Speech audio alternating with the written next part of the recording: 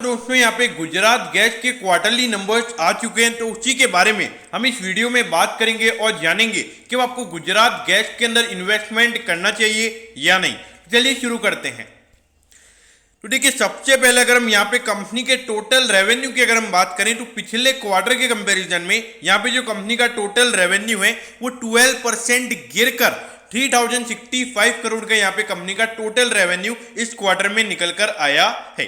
तो अगर आप देखोगे जो क्वार्टरली बेसिस का जो नंबर है वो यहाँ पे हमें गिरता हुआ नजर आ रहा है, लेकिन जो प्रॉफिट का नंबर है यानी कि जो कंपनी ने प्रॉफिट कमाया है वो यहाँ पे 36% क्वार्टरली बेसिस पे बढ़कर 476 करोड़ का यहाँ पे कंपनी को टोटल नेट प्रॉफिट इस क्वार्टर में हुआ है। अब ऐसा क्यों हुआ है? क्योंकि जो कंपनी जो रॉ मटेरियल यूज करती है उसकी जो कॉस्ट है वो यहाँ पे कंपनी ने पिछले क्वार्टर के कंपैरिजन में 600 करोड़ से कम की है। यहाँ पर अगर आप देखोगे कंपनी का रेवेन्यू गिरा 200-300 करोड़ से और जो खर्चा है कंपनी का वो 600 करोड़ से गिरा है। तो यहाँ पे उसके वो जितना भी यहाँ पे एक्सपेंस कंपनी का कम हुआ है वो सीधा यहाँ पे कंपनी के नेट प्रॉफिट में हमें जाता हुआ नजर आया है।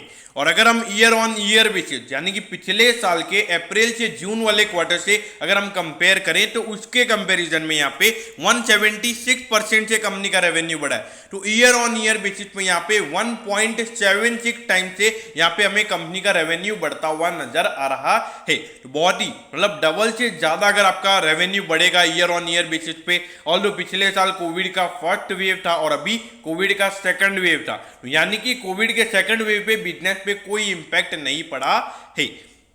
अब ये देखिए 476 करोड़ का यहाँ पे बिजनेस को अभी प्रॉफिट हुआ है, जबकि पिछले साल इसी सेम क्वार्टर में कंपनी को सिर्फ 59 करोड़ का प्रॉफिट हुआ था। तो यहाँ पर अगर आप देखोगे तो ये नंबर हमें अराउंड 8 टाइम्स यहाँ पे जो कंपनी का नेट प्रॉफिट है वो हमें ईयर ऑन ईयर बेसिस पे हमें बढ़ता हुआ नजर आ रहा है। तो यहाँ पे क्वार्टरली बेसिस के नंबर भी काफी अच्छे हैं और ईयरली बेसिस के भी जो नंबर है वो हमें यहाँ पे काफी अच्छे नजर आते हैं। अब ये देखिए, अगर हम कंपनी के 53,000 करोड़ का यहाँ पे कंपनी का मार्केट कैप है, अगर आप देखोगे इंडस्ट्री का P34 का है, आपको लगेगा ये अभी थोड़े प्रीमियम वैल्यूएशन में मिल रहा है, लेकिन ये जो रिजल्ट अभी कंपनी के आए हैं उसके बाद जो कंपनी का प्राइस टू अर्निंग रेशियो निकल कर आता है वो आता है 21 टाइम। जो अभी कंपनी का करंट मार्केट प्राइस चल रहा है उसके ऊपर यहाँ पे 21 टाइम्स का यहाँ पे कंपनी का प्राइस टू अर्निंग रेशियो निकल कर आता है। अब आप बोलोगे यार ये आपने कैसे कैलकुलेट किया? क्योंकि जो कंपनी का जो अभी ईपीएस निकल कर आया है वो है 6.10। तो अगर हम पूरे साल का अगर हम देखें तो लगभग 24 का यहाँ पे कंपनी का ईपीएस हो सकता है। तो यहाँ पर 18 के ईपीएस के हिसाब से कैलकुलेशन है और मैं आपको 24 के हिसाब से यहाँ पे कैलकुलेशन बता रहा हूँ। और देखिए, अगर यहाँ पे क्वार्टर ऑन क्वार्टर बेसिस अगर कंपनी का प्रॉफिट और बढ़ता है तो यहाँ पे ये वैल्यूएशन और काफी हमें अट्रैक्टिव नजर आएगा। अब ये देखिए, अगर आप देखोगे 18, 19, 20 तीनों साल यहाँ पे कंपनी के रेवेन्यूज हमें बढ़ते हुए नजर आए थे। ऑलरेडी यहाँ पे पिछले साल थोड़ा सा रेवेन्यू कंपनी का कम हुआ था, लेकिन यहाँ पे जो कंपनी की प्रॉफिटेबिलिटी है वो कम नहीं हुई थी। तो यहाँ पर कंपनी के जो मार्जिन परसेंटेज है वो हर साल हमें इंप्रूव होते हुए नजर आ रहे हैं।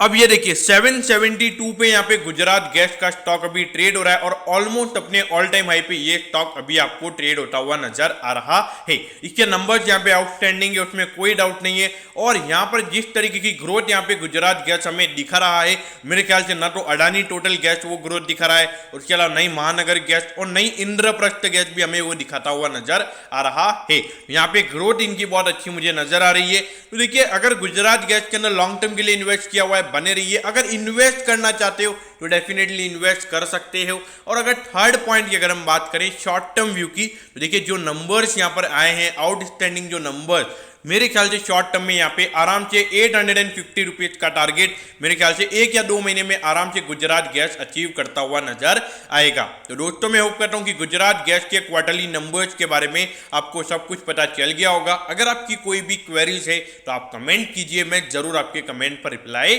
करूंगा। ओके दोस्तों, thank you, have a nice day.